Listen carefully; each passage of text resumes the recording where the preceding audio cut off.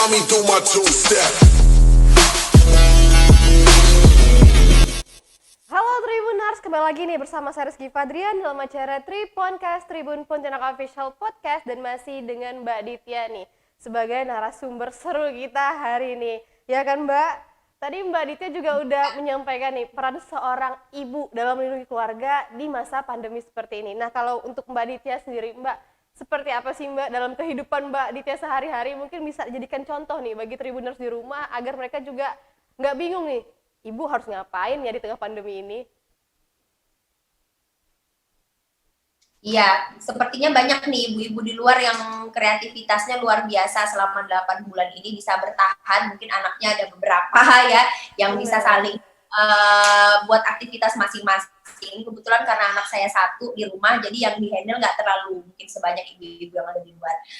Sejauh ini kalau yang bisa kita lakukan, ada beberapa kegiatan yang memang mau nggak mau harus keluar dari rumah, kegiatannya ada di luar rumah ya, dan saya yakin nggak semua ibu bisa ada di rumah 24 jam bagi ibu-ibu yang bekerja ya kan. Kalau kita ada aktivitas di luar udah kayak nyiapin perang. Kalau sekarang Mbak Rizky kalau boleh berbagi sedikit, banyak banget perkakas-perkakas baru, peralatan-peralatan baru yang kita sebagai ibu tuh udah kayak ngingatin semua anggota keluarga jangan sampai ketinggalan. Misalkan kayak hand sanitizer, terus maskernya. Kadang-kala anak-anak pilih masker-masker lama, masker kain lama yang ternyata udah nggak sesuai sama arahannya yang sekarang, ya udah nggak 3 lapis misalkan. Nah, sekarang kita yang di rumah termasuk ibu yang menentukan bahwa supaya masker yang tersedia tinggal capok diambil tuh udah yang sesuai dengan yang disarankan sekarang. Itu salah satu hal kecil yang bisa kita pakai, yang sehari-hari pun saya pakai untuk supaya semuanya bisa menjalankan salah satu protokol 3M dengan baik dan benar, yaitu masker yang sesuai. Terus kemudian nggak lupa juga mungkin kalau misalkan ibunya sedang keluar, hal-hal yang kita lakukan sehari-hari misalkan ke pasar atau mungkin kita melakukan aktivitas-aktivitas lain yang ada di luar, kita yang menjadi contoh bahwa ketika kita pulang itu kita bersih-bersih dulu semuanya, kalau bisa ganti baju, mandi dan lain sebagainya, baru melanjutkan aktivitas yang ada di rumah. Dan kalau kita udah melakukan hal ini, saya yakin balik lagi seperti yang tadi kita bahas di sebelumnya, anak-anak yang ada di rumah, anak yang ada di rumah kalau saya satu itu jadi ngikut gitu, pulang jangan lupa cuci tangan dan cuci kaki dulu dan ganti baju dan lain sebagainya. Intinya balik lagi yang dilakukan sekarang ini udah jadi contoh buat orang-orang di sekitar rumah gitu. Dan itu sih perkakas-perkakas itu adaptasi, itu tuh adaptasi bagaimana kita keluar rumah dan adaptasi gimana kita masuk ke dalam rumah untuk tetap menjaga jarak, terus pakai masker dan mencuci tangan. Itu butuh butuh jadi salah satu hal yang sebenarnya nggak perlu diingetin pada akhirnya nanti, udah jadi aktivitas sehari-hari yang melekat sama kita. Betul. Dan seharusnya kita sebagai ibu jangan lupa cuci tangannya. Kita mencoba itu menjadi suatu adaptasi kebiasaan baru yang harus dilestarikan masing-masing rumah. Dan balik lagi itu saya rasa sangat penting peran ibu yang akhirnya jadi bukan jurinya ya, bukan algojonya di rumah, tapi yang memastikan bahwa ini semua bisa dilestarikan oleh semua anggota keluarga, gitu kira-kira. Iya gitu ya Mbak, lebih tepatnya mungkin. Iya betul. Tapi pada awalnya Mbak, ketika ingin mulai beradaptasi gitu, apakah ada kesulitan ataupun tantangan gitu untuk menjelaskan mungkin ke anak Mbak di rumah seberapa pentingnya menggunakan masker, mencuci tangan gitu? Betul, dan saya masih lihat tuh ya ibu-ibu, ada beberapa yang konseling ke kita cerita bahwa kalau kita mungkin masih bisa untuk beradaptasi, kita nih yang sebagai orang tua masih bisa untuk beradaptasi, melakukan itu dengan cepat. Tapi kalau anak-anak yang di bawah 5 tahun, terus kemudian di bawah 7 tahun yang harus tiba-tiba misalkan kita keluar karena suatu dan lain hal, terus masih susah untuk mengedukasinya. Dan ini dialami sama teman-teman juga di AIMI yang suka cerita-cerita anaknya masih kalau misalkan mau pas keluar mau nggak mau jadi gugulingan gitu, jadi susah gitu mau diangkat. Nah, jadi ini sangat penting sih bagi kita untuk jadi catatan bahwa sebisa mungkin kalau misalkan anaknya masih sangat sulit untuk diajak proses diajak beradaptasi, itu mendingan stay at home dulu, untuk di rumah dulu. Kalau kita bisa tinggal dulu, ada yang menjagakan, lebih baik kita beraktivitas sendiri di luar dulu. Nah, anak-anak yang mungkin masih sulit untuk menjaga jarak bareng teman-temannya memang harus membatasi, gitu sih kira-kira. Kalau bagi Mbak Ditya sendiri Mbak, tantangan yang terbesar gitu dalam menerapkan 3M ini apa sih Mbak? Ya, menerapkan 3M tuh pastinya adaptasinya sih ya, balik lagi awal-awal ya, sebenarnya sih awal-awal pas awal pandemi, kayak tadi tuh jenis maskernya belum sesuai ternyata. Oh, harus beradaptasi lagi, ternyata menyiapkan masker yang sesuai. Terus tadinya mencuci tangan tuh nggak bener-bener sampai 20 detik di air mengalir, terus pakai sabun, bener-bener sampai punggungnya tangan, di bawah kuku, dan lain sebagainya dibersihin. Terus kita sekarang harus adaptasi, itu udah bener-bener hafal di luar kepala kan, gimana ibu benar-benar ngajarin ke anak bahwa mencuci tangan itu bukan hanya cep di bawah air, tapi juga selesai gitu mencuci ya, tangan at least betul 20 detik. Terus yang disabun bukan hanya telapak tangan, tapi juga punggung tangan, terus di bawah kuku juga penting, dan lain sebagainya. Itu udah termasuk adaptasi yang nggak mungkin juga dalam waktu seminggu terus bisa langsung hafal di luar kepala. Pas nggak sempet, balik lagi nyucek-nyucek doang gitu.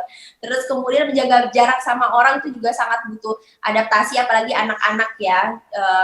Ketika dia nggak bisa jaga jarak, kita ingetin lagi bahwa menjaga jarak itu fungsinya nanti buat apa. Beberapa anak yang usianya sudah 5 tahun ke atas mungkin akan lebih mudah untuk diberi informasi dan mengadaptasi hal-hal ini, 3M ini. Mungkin yang di bawahnya yang perlu benar-benar bantuan dari kita sebagai orang tua supaya bisa memahami itu gitu. Tapi yang jelas dari orang tuanya juga harus paham dulu nih ya Mbak, bener. Sebenarnya apa sih penerapan 3M itu agar bisa memberikan edukasi yang baik nih kepada anaknya. Jadi jangan sampai kayak anak nanya, "Ma, kenapa sih harus pakai masker?" Mamanya nggak tahu, pemerintah ya nyuruh. Jangan sampai ya Mbak. Oke, nah Mbak dalam Betul, jadi yang paling terus Mbak silakan. ya, yang paling utama memang orang tuanya memahami dulu apa fungsinya, apa bahayanya kalau maskernya cuma 1 lapis gitu-gitu kan. Terus apa bahayanya kalau nyucinya nggak dengan benar gitu-gitu. Benar Oke, sih. dalam masa pandemi seperti ini kan Mbak, banyak sekali pertanyaan yang masuk Mbak. Apakah boleh seorang ibu yang PDP, OTG ataupun yang positif itu memberikan ASI kepada anaknya? Karena kan mereka mungkin takut ya positif gitu kan atau PDP, tapi anaknya hasilnya juga harus diberikan nih gitu. Apakah boleh Mbak? Ya, iya, jadi dari awal pandemi sampai sekarang, sekitar di awal Maret ya, masuk ke Pontianak Indonesia, terus masuk ke Pontianak termasuk minggu-minggu pertama kita udah Kalimantan Barat udah kebagian. Terus sampai sekarang itu memang di AIMI ada, kita punya nomor konseling yang dimana sebelumnya dari sesi pandemi sebelum pandemi sekalipun itu kita udah menjadikan nomor konseling ini sebagai salah satu link untuk kita akhirnya melakukan home visit dan hospital visit. Kalau sekarang karena di pandemi kita lagi close untuk hospital visit dan home visit, jadi semuanya kita lakukan online untuk konseling.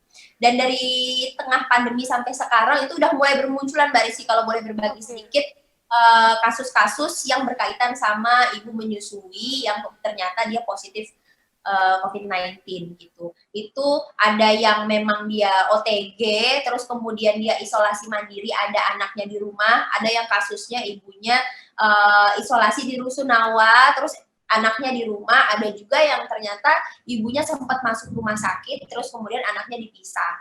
Nah, yang kita kasih tahu adalah sesuai dengan arahan yang kita lihat dari WHO internasional. Karena sampai sejauh ini pun seluruh negara yang terdampak COVID-19 itu semuanya menggunakan arahan dari WHO internasional. Kalau ada update apapun, ya kita kemudian mengacu kepada yang diarahkan oleh WHO. Dan di Indonesia tentunya dilanjutkan oleh Kemenkes. Nah, sejauh ini memang menurut WHO dan Kemenkes, ibu yang mungkin kontak erat, ibu yang merasakan gejala ringan COVID-19, atau mungkin ibu yang memang sudah terbukti hasil swab-nya misalkan positif, ibu dengan gejala ringan atau berat, memang tetap perlu untuk didukung memberikan ASI ke bayinya jika mereka menginginkannya, Mbak Rizky. Jadi kalau misalkan nih ibunya bisa isolasi mandiri di rumah, silahkan dilanjutkan menyusui bayinya secara langsung. Kalau misalkan ibunya ternyata merasa powerless untuk memerah, untuk menyusui langsung bisa dibantu dengan memerah gitu maksudnya. Jadi intinya adalah mau ibunya bisa menyusui langsung atau ibunya bisa memerah, itu tetap memberikan ASI ke bayinya jika mereka menginginkannya. Kenapa? Karena sebenarnya keuntungan yang ada di dalam ASI, manfaat yang ada di dalam ASI itu jauh lebih besar ketimbang dampak atau possibility si bayi ini akan terjangkit COVID-19. Sejauh ini setahu kami dari arahan WHO juga belum ada virus COVID yang terdeteksi di dalam ASI. Justru ada studi yang tengah mempelajari tentang antibodi yang ada di dalam ASI, dan terindikasi di dalam ASI itu terdapat antibodi untuk memerangi COVID, dan ini masih terus dilakukan studinya, dan semoga ada kabar bahagia soal ini yang menyatakan dengan pure bahwa memang terdapat antibodi di dalam COVID yang bisa membantu bayi terlindungi. Tapi sampai sekarang pun arahannya tetap boleh melanjutkan menyusui jika mereka menginginkannya. Apa nih yang harus menjadi catatan? Ada beberapa catatannya. Kalau ibu non menyusui pun sebenarnya sama, bahwa ketika kita isolasi mandiri dan ada orang di sekitar rumah kita, higienitas diri adalah yang paling utama. Kemanapun kita, belok kiri belok kanan, tetap menggunakan masker ya kalau misalkan isolasi mandiri di rumah. Jadi maskernya balik lagi dipakai, dan maskernya itu adalah masker yang 3 lapis, setidaknya masker medis. Terus kemudian ketika bersama bayi selalu disinfeksi permukaan yang ibu sentuh gitu. Jangan sampai ada permukaan yang ketika disentuh terus kemudian setelah itu tidak didisinfeksi. Terus kemudian kalau misalkan memang ada gejala batuk atau mungkin ada gejala bersin-bersin, mohon ditutup dengan masker atau tisu, kemudian dibuang dan kemudian didisinfeksi lagi, tangannya dicuci lagi. Dan balik lagi tadi tuh, untuk mencuci tangan setidaknya 20 detik di air mengalir dan juga menggunakan sabun. Itu intinya sih tetap sama sih, balik lagi ke 3M Mbak, kalau udah ibu menyusui dan 3M tadi ya Mbak. Iya, kayaknya udah balik lagi ke 3M walaupun kasusnya adalah tentang menyusui. Jadi intinya itu poinnya. Memang nggak bisa dipungkiri pasti timbul kekhawatiran yang namanya menyusui itu kan menyangkut bonding ya Mbak Rizky. Menyusui itu pasti nempel anaknya, terus itu pasti nggak bisa jauh-jauh dari anaknya, itu pasti menjadi ketakutan. Betul. Jadi memang media-media seperti ini tempat kita bisa menyampaikan bahwa ternyata untuk kasus COVID itu ternyata memang boleh untuk dilanjutkan menyusuinya, sangat penting, dan kami sangat berterima kasih kita diberikan kesempatan untuk menyalurkan informasi ini. Bener. Jadi jangan sampai karena COVID lalu berhenti untuk memberikan ASI ya Mbak.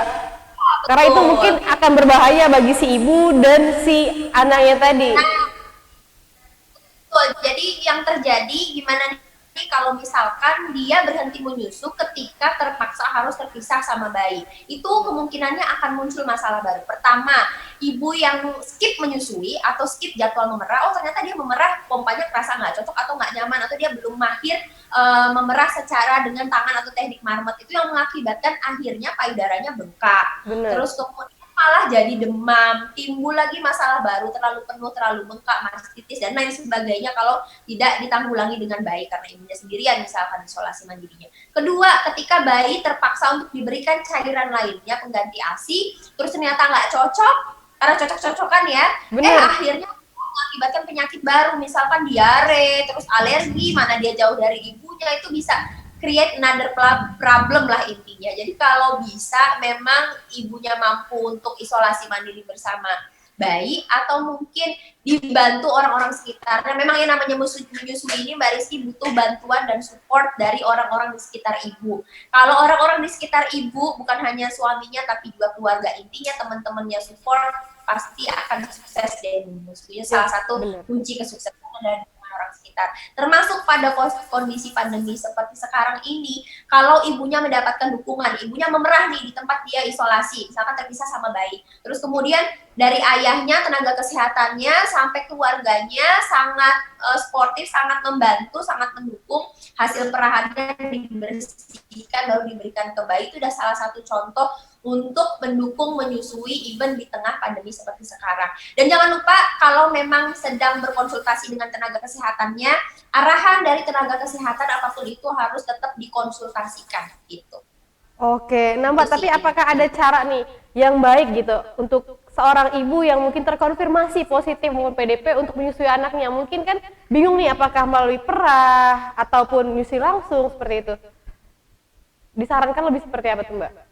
Ya, itu balik lagi, ya dibalikkan lagi ke kondisi ibunya, karena kan balik lagi tadi kata Mbak Rizky, kondisinya ibu sekarang adalah ada yang OTG, ada yang gejalanya ringan gitu ya, Terus ada juga yang dia itu gejalanya berat. Selagi dia mampu untuk menyusui langsung, selagi dia mampu untuk isolasi mandiri bersama anak, akan sangat lebih baik lagi dia bisa menyusui secara langsung tapi pakai masker dan jangan lupa disinfeksi dan juga cuci tangan gitu. Tapi kalau misalkan dia nggak mampu, kalau misalkan dia bisanya hanya memerah, tetap orang-orang sekitarnya untuk dibantu. Jadi kalau menyusui di tengah pandemi seperti sekarang ini dikembalikan lagi ke kondisi ibu masing-masing. Gitu kira-kira.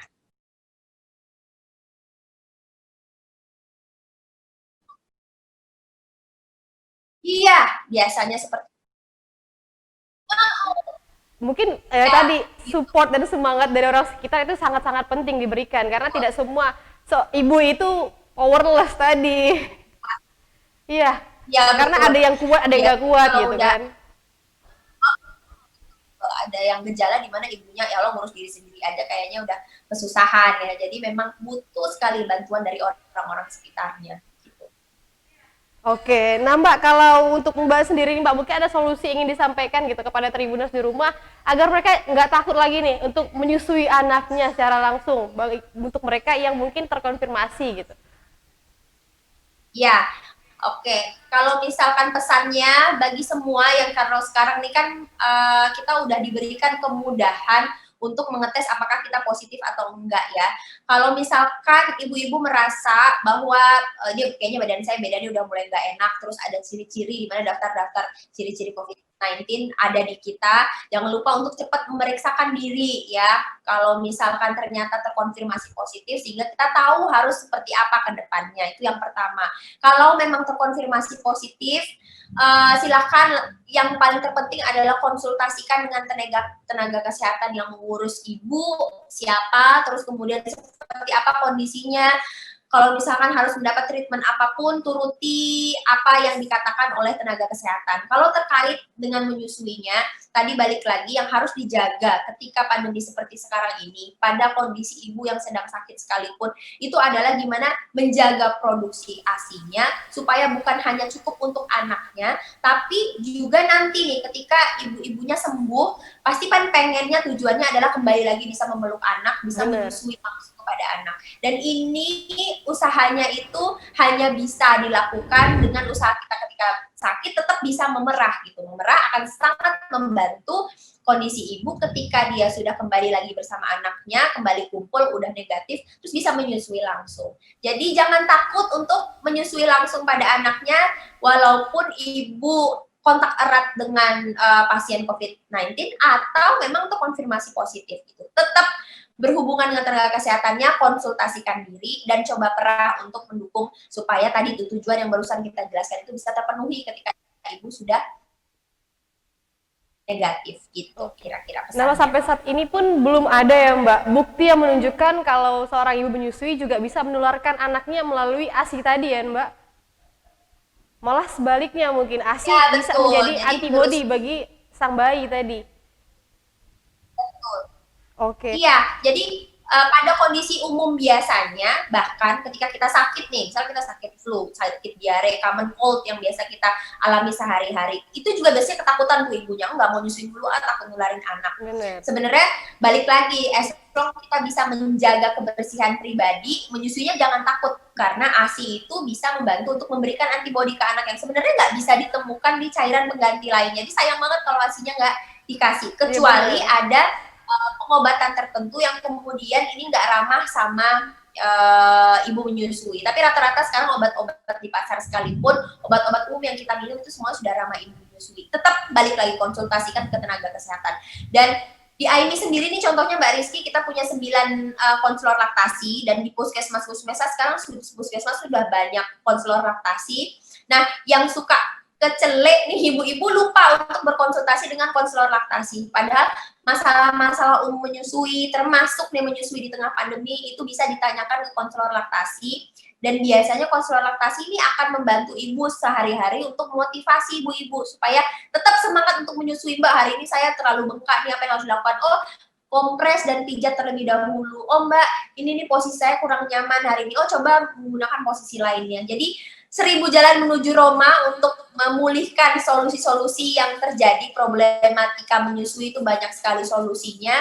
Jadi jangan malu-malu, jangan takut untuk bertanya dengan baik itu konselor laktasi ataupun tenaga kesehatan yang mendukung proses menyusui. Gitu kira-kira Mbak Rizky. Juga nih Mbak, Tribuners maupun masyarakat di luar yang abai gitu untuk konsultasi.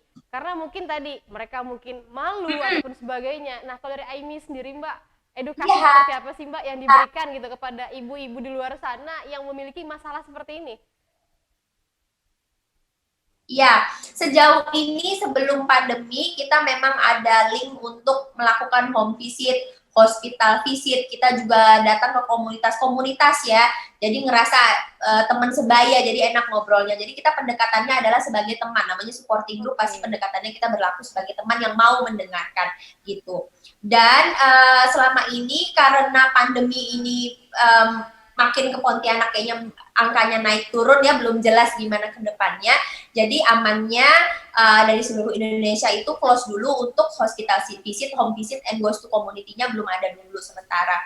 Jadi kita alihkan ke WhatsApp, dan juga kalau mau lanjut video call sama konselor laktasi kita sangat welcome karena kita akan langsung connect-kan ke nomornya konselor laktasi kita yang ada 9 ini gitu. Jadi jangan takut, kita akan menjelaskan runut-runut dan akan terus ditemenin hari-hari. Jadi yang dikhawatirkan ibu-ibu kan sehari terus udah konsultasinya. Kalau kita nggak kok. Kalau misalkan ibu-ibu mau konsultasi, terus nanti kemudian ada beberapa waktu lagi ada pertanyaan, feel free untuk bertanya karena balik lagi kita bertindak sebagai teman, ngobrol sebagai teman. Jadi jangan malu-malu untuk bertanya tentang masalah menyusui apapun, selama masih bisa dijawab secara online pasti akan dijawab gitu. Tribuners di rumah, jangan khawatir. Bagi kalian yang mungkin memiliki masalah dalam menyusui, bisa langsung dikonsultasikan nih dengan Aimi. Jadi jangan takut lagi ya Mbak, jangan ragu gitu. Jangan dipendam sendiri, karena kalau dipendam sendiri mungkin masalahnya bisa tambah runyam ataupun tambah besar gitu ya Mbak. Oke. Nah Mbak dalam ya. Silakan Mbak.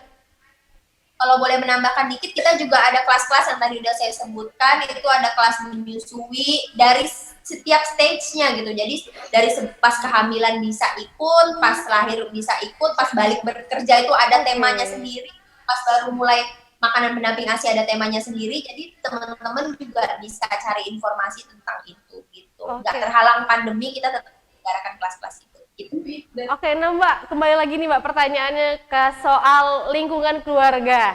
Nah kalau Mbak Ditya sendiri Mbak sebagai seorang ibu untuk mengatasi anak yang saat ini mungkin sudah mulai bosan ya Mbak di rumah karena belajar daring, otomatis ya lingkungannya lebih kecil gitu, mungkin ruang tamu, kamar, dan sebagainya. Pastinya anak-anak kan merasa bosan gitu.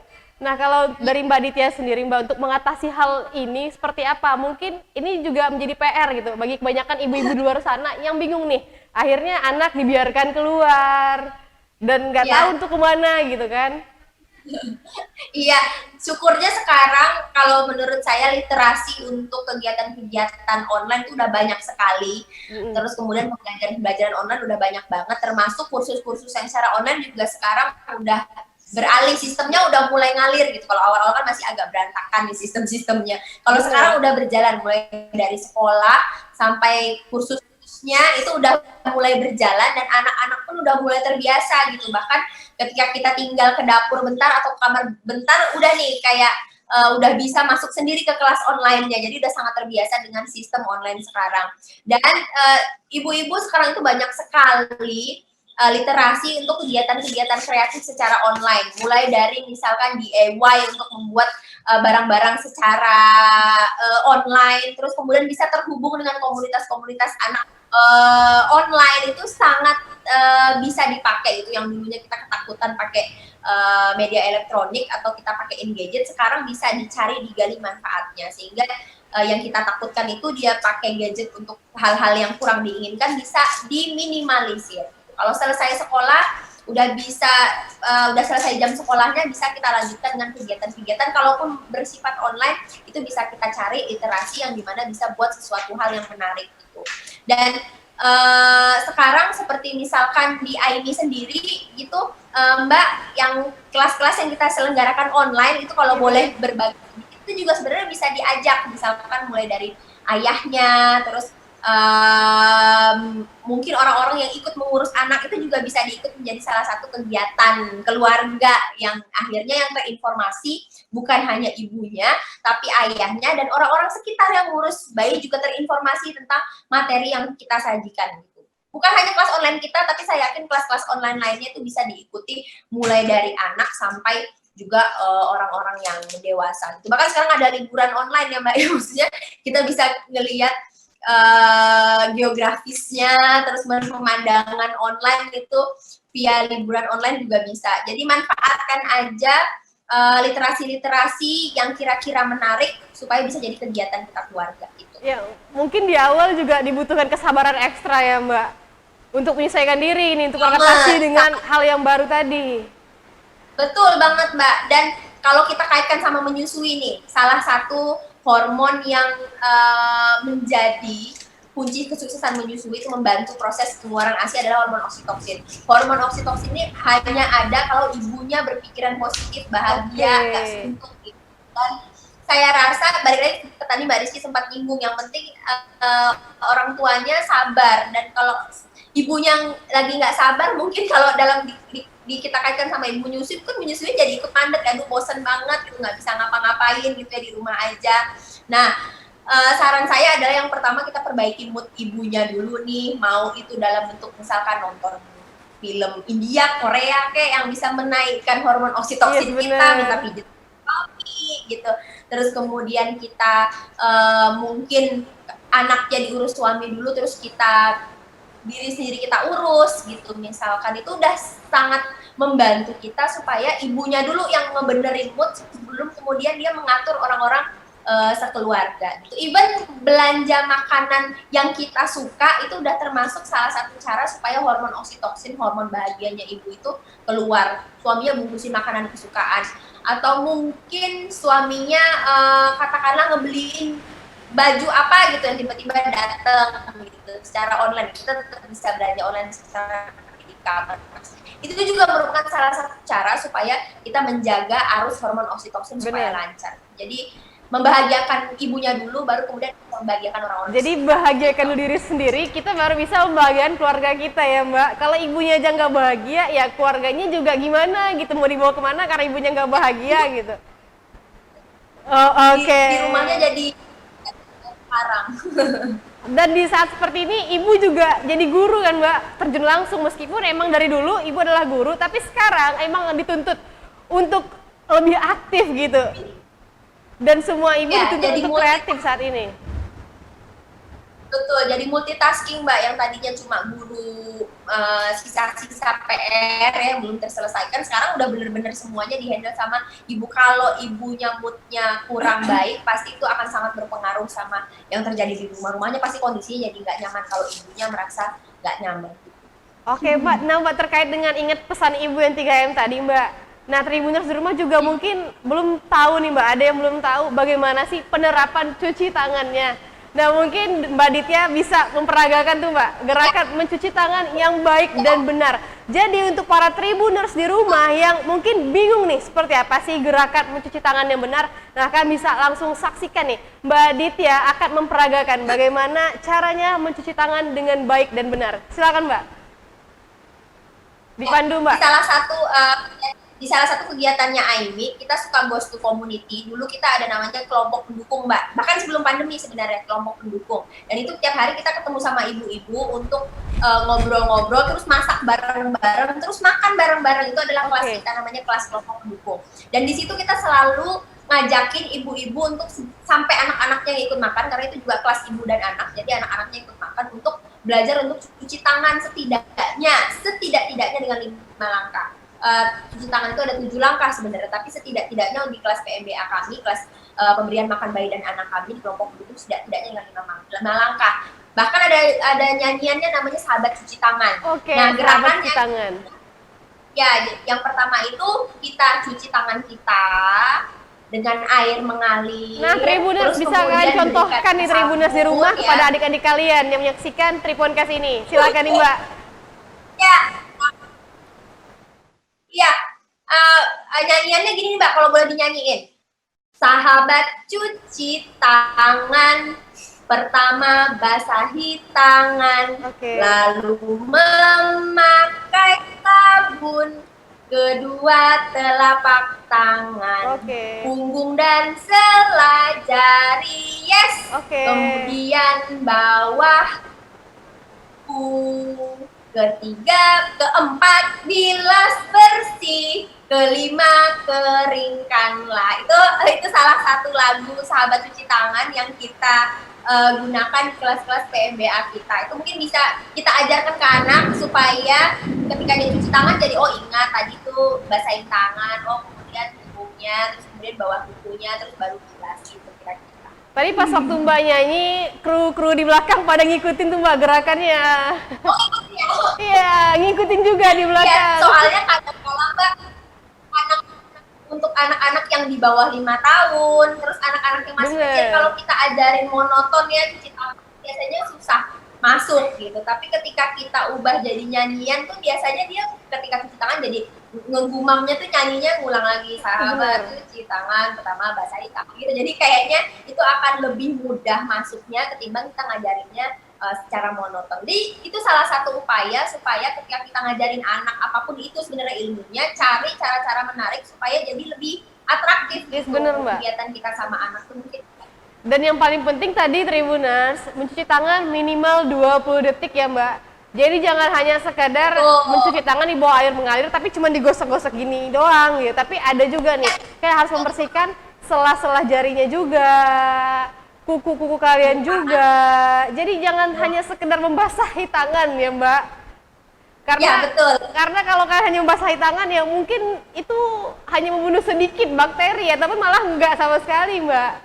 Betul, jadi sebenarnya yang terkontaminasi bukan hanya tangan kita, tapi bisa jadi malah di bawah-bawah kukunya kita yang nyelip ya, atau mungkin di punggung-punggung atau sela-sela jarinya. Kalau kita cuma gosok-gosok itu yang lainnya nggak hilang gitu. Bahkan kalau kita mau cuma pakai hand sanitizer itu kan cuma di saat-saat mendesak ya. Yang paling utama adalah anjurannya kita mencuci tangan setidaknya 20 detik di air mengalir dengan sabun gitu. Jadi kalau bisa, misal pun kita punya hand sanitizer, bukan jadi alasan utama kita untuk bersihin tangan pakai itu jadinya. Tapi yang utama kan kalau ada sumber air, ayo kita cuci tangan yang benar pakai air dan pakai sabun. Gitu.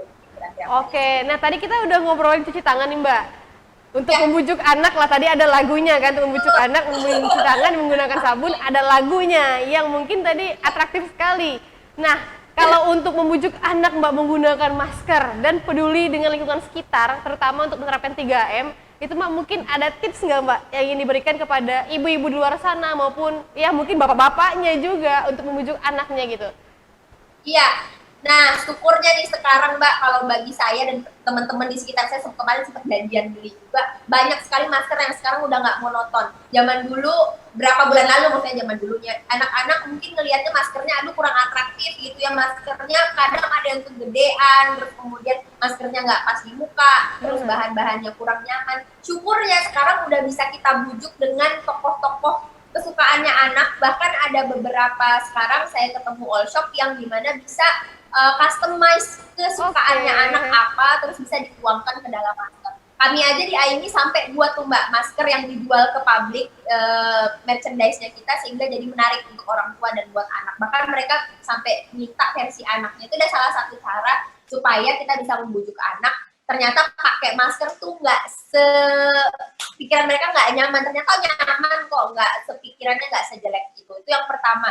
Kita bisa melakukan pendekatan dengan menggunakan masker-masker yang 3 lapis, setidaknya misalkan dengan 3 layer yang berbeda tapi juga nyaman tetap dipakai. Itu salah satu literasi yang bisa kita pakai. Terus kedua, untuk menjaga jarak sangat penting, balik lagi di awal kita contohkan, karena kalau kita juga ikut berkerumun di suatu tempat gitu misalkan, terus anaknya merasa is okay untuk kumpul bareng-bareng teman-temannya, ya lihat aja mama saya, papa saya tetap kumpul bareng-bareng rame-rame. Jadi sangat penting bagi kita untuk mencontohkan bahwa di tengah pandemi seperti sekarang ini semuanya sama, semuanya mengalami hal yang sama-sama untuk menjaga diri. Jadi kita harus menjaga diri supaya apa? Supaya nggak sakit. Kalau sakit gimana? Jadi kita bisa menjelaskan ke depannya kira-kira apa dampaknya kalau dia nggak menjalankan sakit, terus malah nggak bisa main sama teman-temannya, jadi makin panjang loh waktunya. Jadi memang yang butuh kesabaran dan butuh adaptasi bukan hanya anaknya, tapi juga kita sebagai orang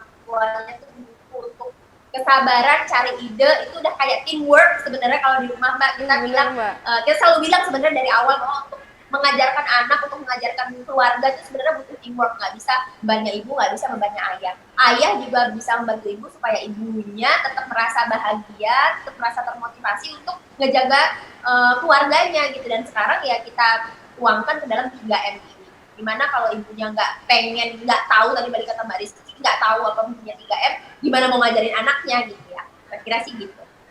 Oke, nah Mbak, sebelum menutup podcast kita hari ini Mbak, mungkin bisa diceritakan nggak nih Mbak, rencana Aimi ke depannya seperti apa? Rencana Aimi, sebenarnya kalau boleh curhat Mbak, ada banyak sekali kegiatan kita yang mau nggak mau di awal tahun harus terpostpone, nggak tahu sampai kapan. Beberapa bahkan ada yang udah kita canangkan kerjasama, ada beberapa kegiatan CSR yang kita jalankan bersama perusahaan itu benar-benar harus dibatalkan. Nah, rencana kita kalau mereda itu semua bisa kembali terwujud, tapi karena kita nggak tahu kapan bisa terwujud, rencana kita adalah gimana kita bisa beradaptasi dengan kegiatan-kegiatan online, kegiatan-kegiatan yang bisa bermanfaat untuk orang lain walaupun kita nggak bertatap muka langsung. Sejauh ini kita masih tuangkan ke dalam kelas online yang kita buat setiap minggu loh Mbak, setiap minggu, bukan setiap bulan. Tapi setiap minggu ada kelas, namanya itu Selami, dan kelas menyusui dan juga kelas MPASI, itu bisa aja tinggal kunjungi ke Instagramnya Aimi Kalbar, Aimi Spasi Kalbar, atau ke Facebooknya juga bisa Aimi Kalbar. Di situ kita jadwalkan selalu update tentang kegiatan-kegiatan Aimi ke depannya apa. Intinya semuanya seputar edukasi dan manfaat-manfaatnya untuk teman-teman seputar menyusui dan pemberian makan bayi dan anak. Dan saya berharap semuanya masih bisa bertahan di tengah pandemi ini dengan amin ya Mbak. Ya. Jadi kita saling gotong royong membantu ya Mbak. Betul. Dan juga bagi Tribuners yang tadi bingung nih selama pandemi ya harus kemana untuk konsultasi, bisa langsung via online ya Mbak. Ada WhatsApp-nya juga, ada Instagram-nya juga ya Mbak. Bisa. Oke Mbak, yang terakhir nih Mbak, mungkin ada nggak sih Mbak tips yang ingin Mbak sampaikan kepada para Tribuners agar mereka tetap aman dan terus menjalankan gerakan 3M tadi? Iya, yang pertama tetap motivasi diri. Kalau di Aimi kita percaya bahwa yang harus kita lakukan itu bukan hanya memberikan informasi, tapi kita harus merubah perilaku orang dengan mengadopsi hal yang baru, terus kita jalankan berulang-ulang sampai bisa kita lestarikan menjadi suatu kegiatan yang baru. Memang nggak bisa secepat membalikan telapak tangan, semuanya butuh proses, semuanya butuh adaptasi. Yang harus kita lakukan adalah kita adopsi kebiasaan baru kita ini, yaitu ada 3M, dan kita lakukan berulang-ulang. Ada yang katanya dalam 21 kali kita lakukan itu biasanya akan mulai terbentuk menjadi kebiasaan baru. Itu bisa kita lakukan supaya kita bisa termotivasi untuk itu udah nggak jadi beban lagi. Mungkin tahapan awalnya kita merasa itu adalah sebuah beban, terus tahapan berikutnya baru kita merasa itu adalah sebuah kebutuhan.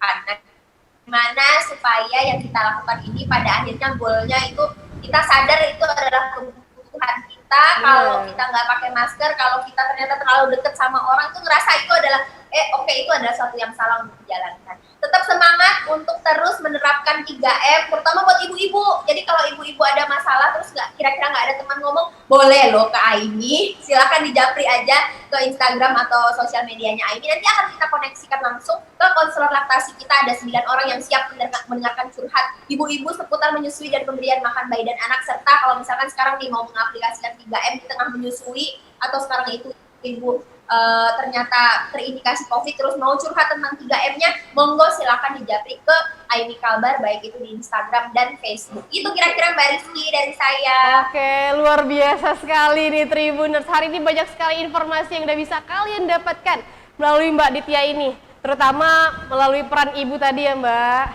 Tentang peran ibu dan bagaimana ya menyusui di era pandemi seperti ini. Nah Tribuners, Tribun Pontianak juga ikut mensosialisasikan ingat pesan ibu 3M tadi. Jadi bagi kalian jangan sampai lupa untuk menggunakan masker, menjaga jarak, menjauhi kerumunan, dan mencuci tangan menggunakan sabun. Dan untuk Mbak Ditya, makasih banyak nih Mbak udah mau hadir ke Triponcast hari ini. Ditunggu Mbak untuk kedatangan selanjutnya. Dan juga untuk Tribuners di rumah, terima kasih udah menyaksikan podcast ini sampai selesai. Dan jangan lupa Rizky tidak bosan-bosannya mengingatkan kalian untuk terus menerapkan protokol kesehatan karena sekarang Rizky sedang berada sendirian di studio ini dan ada 2 orang kru, jadi ya kita tetap menggunakan masker dan juga menjaga jarak meskipun sekarang Rizky siaran tidak menggunakan masker ya karena Rizky sendirian, jadi kalian jangan negatif thinking dulu nih. Dan bagi kalian di rumah ingat pesan ibu 3M, menggunakan masker, menjauhi kerumunan dan tetap menjaga jarak serta mencuci tangan menggunakan sabun. Saya Rizky Fadriani dan narasumber kita Mbak Ditya undur diri dulu hari ini, sampai berjumpa di Triponcast edisi berikutnya. Bye. Sampai jumpa.